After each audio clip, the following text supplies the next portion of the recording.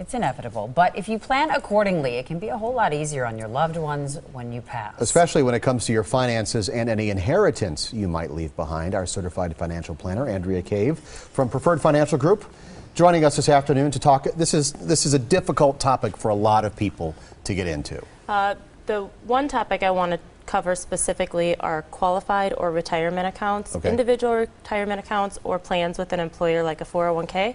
You can do, there's a lot of names for it, a stretch, a beneficiary, an inherited, a decedent IRA. And the point of it is when it's your own IRA, you put money away, tax deferred. If and when you reach 70 and a half, you have to take a small amount out based on your life expectancy. When a beneficiary inherits that, they have a few options as long as things are set up properly. They can decide to stretch that over their lifetime if the owner has set up the beneficiaries properly with the right custodian so that the beneficiaries can do that. So you have to have things in place. You have to have your house in order, so to speak, in order for after you pass, your loved ones to benefit. You do. For a stretch IRA to occur for the beneficiaries, an owner doesn't have to set that up ahead of time. They just need to make sure their beneficiary designations are proper.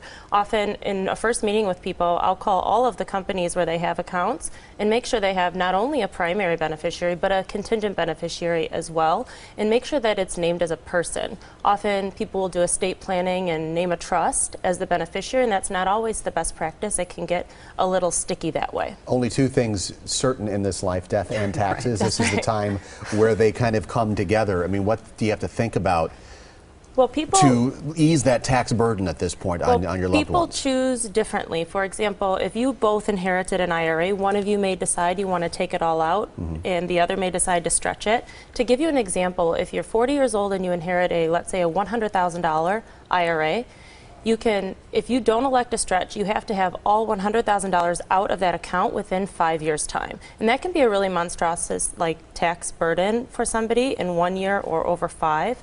But if you elect to stretch it at that age, you're required only to take about $2,300 out in that year. And it's based on your life expectancy at that point, which is younger typically than the initial owner's life expectancy. If you take the route where you've got the 5 years to get that $100,000, using that number out, what's the government's bite look like at that point? It comes in as ordinary income tax. I often will suggest to people to start at the beginning with a stretch IRA because it's a no harm, no foul. What I mean by that is if you start with a stretch and you take a little out every year, that's fine. But if you change your mind and decide you need to take a lump sum for paying off a school debt or let's say a car loan or anything like that, you can dip in and you aren't subject to a 10% early withdrawal penalty like you would be on your own.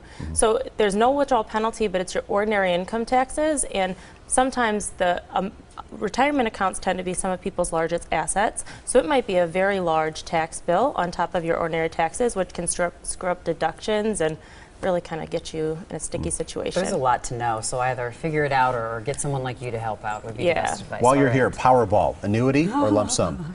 I still, right now, with the cost of money, and I would say take a lump sum. All right, thank you. Got a question for the experts? I just got an extra one in there. We're going to need that later. Email them, asktheexpert@tmj4.com. Also leave a voicemail. The number for that is on.